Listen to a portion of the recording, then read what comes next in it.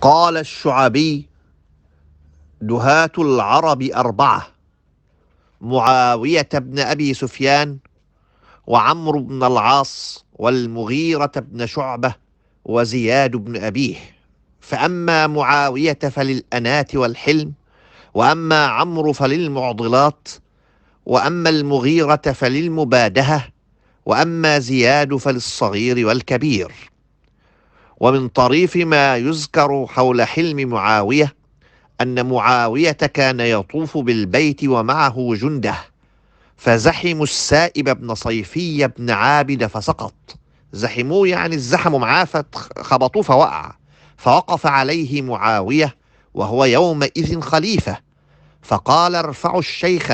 فلما قام قال: ما هذا يا معاوية؟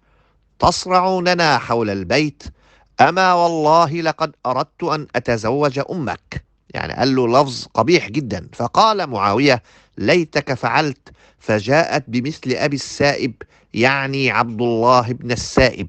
فقد تعامل معه معاوية في هذا الموقف بحكمة وأدب ولطف. فالسائب أراد إيغاظه ولكنه لم يغضب، بل رد عليه بما يدل على توقيره له وإعجابه به وبابنه، وهذا كاف في إزالة ما بقلب السائب من غيظ وحنق.